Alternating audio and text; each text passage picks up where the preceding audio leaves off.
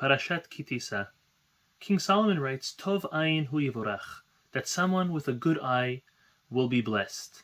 The Midrash Yalkut Shimoni explains that pasuk, Shlomo HaMelech was referring to Moshe Rabbeinu. And why is that?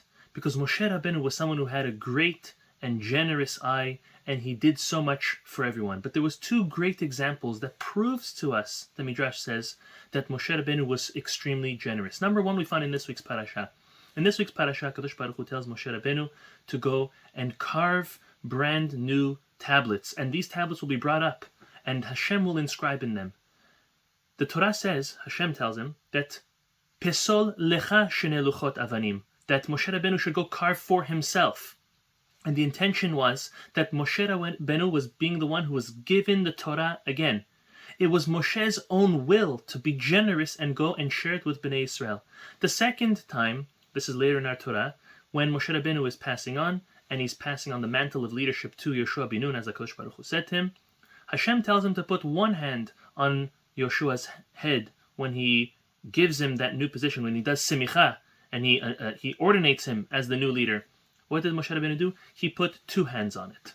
So the obvious question is, how do these two things really show Moshe Rabbeinu's great generosity? Okay, so Hashem gave him the Torah. By him sharing the knowledge of Torah and those obligations and the mitzvot with the rest of the nation, does that in any way diminish Moshe Rabbeinu's greatness? Similarly, by passing on the mantle of leadership, by ordinating Yoshua with two hands instead of one hand, how does that make Moshe Rabbeinu any more generous? He's not losing anything. Normally when someone's generous, they're giving of themselves, they're giving something. So the answer is as follows. In life, there is a concept that we obviously want good for others. We want everyone to be successful, everyone to be happy, everyone to be great. But the question is do we want them to have it as good as we have it? Do we want them to succeed as great as we do?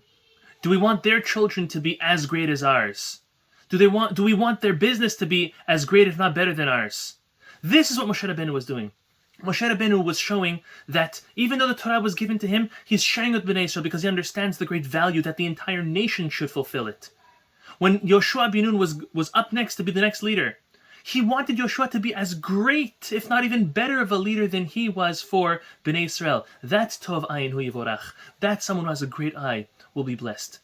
I think very applicable to us is that we should look at our family, our friends, our neighbors, and we should obviously wish good unto everyone and bless everyone and hope that everyone succeeds and does great. But we should also want them to have it as great, if not greater than us. And that is a true lesson in Emunah. Because when we understand that what ours is ours and what's theirs is theirs, and what we have is exactly what Hashem wanted us to have, and what we don't have is exactly what Hashem didn't want us to have, we can truly be happy with what we have, and we can be happy for others. Tov ayin hu yivorach. Shabbat Shalom.